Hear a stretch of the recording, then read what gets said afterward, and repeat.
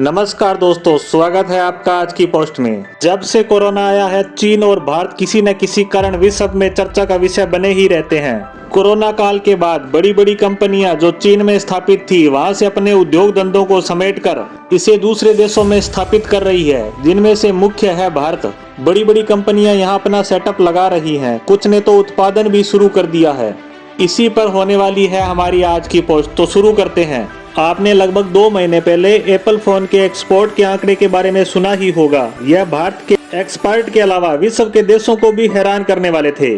अब फिर से इसी पर आंकड़े आ रहे हैं। इससे चीनी कंपनियों के साथ साथ भारत में स्थित दक्षिण कोरियाई कंपनी सैमसंग भी हैरान है कि हम इतने सालों से भारत में काम कर रहे हैं, परंतु आज तक हमें ऐसी सफलता कभी नहीं मिली। जबकि एप्पल कुछ महीने पहले आकर ही सारे रिकॉर्ड ध्वस्त कर चुकी है और नए नए कीर्तिमान भी स्थापित करने लगी है। इसी को सोचकर पूरी दुनिया भी हैरान है। एप्पल दिसंबर के महीने में वह कर चुका है जो दूसरी कंपनियां पूरे साल भर में नहीं कर पाती।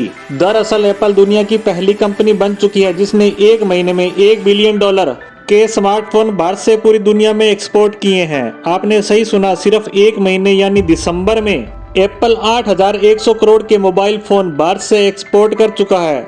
उसने भारत में अपनी कंपनी में बनाकर उसे पूरी दुनिया में भेजा। यह कितनी बड़ी बात है। तो मैं आपको एक आंकड़ा और बताता हूँ। हमने दिसंबर के महीने में टोटल 10,000 करोड़ के स्मार्टफोन एक्सपोर्ट किए थे, जिसमें 8,100 करोड़ तो सिर्फ अकेले एप्पल कंपनी के ही हैं। बाकी बचे 1,900 करोड़ में बाकी सब कंपनियां आ जाती है। इसका सीधे से मतलब यह है कि भारत आज जितने भी फोन एक्सपोर्ट करता है उसका 81% सिर्फ एप्पल कंपनी का हिस्सा है। सबसे मजेदार बात तो यह है कि यह तो एप्पल की शुरुआत ही है। एप्पल इसे आगे बढ़ाने वाला है। वह भारत में फोन के साथ साथ दूसरे एप्पल प्रोडक्ट का भी प्रोडक्शन शुरू करना चाहता है और वो भी भारी संख्या में बनाकर उसे एक्सपोर्ट करेगा। एप्पल अभी चीन में जो प्रोडक्शन कर रही है उसे भी सीमित किया जाएगा और सिर्फ इतना रखा जाएगा कि चीन के अंदर उसके जितने फोन की जरूरत होती है वह वहीं से पूरी हो सके।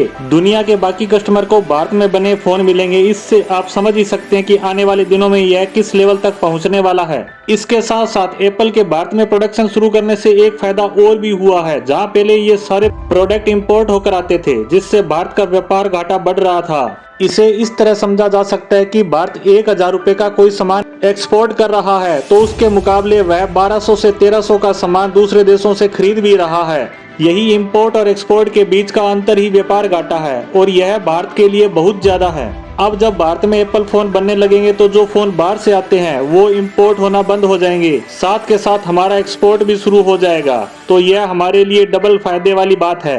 अब हमें इस मार्केट को समझकर इसे मोबाइल से दूसरे सेक्टर में भी इम्प्लीमेंट करना चाहिए, ताकि इससे हमारा इंपोर्ट भी कम हो और एक्सपोर्ट भी बढ़े। इसके साथ साथ हमारे देश में रोजगार भी बढ़ेगा। जब भारत में आकर बड़ी बड़ी कंपनियां लगेगी तो इनके नीचे छोटी छोटी कंपनियां भी स्थापित होंगी। इससे अनेकों उद्योग धंधे पनपेंगे। इससे प्रत्यक्ष रूप से तो फायदा नजर आता ही है, परोक्ष रूप से भी अनेकों सेक्टर पैदा होते हैं, जिससे हर तरह के रोजगार पैदा होंगे। तो आज की पोस्ट को यहीं विराम देते हैं। धन्यवाद।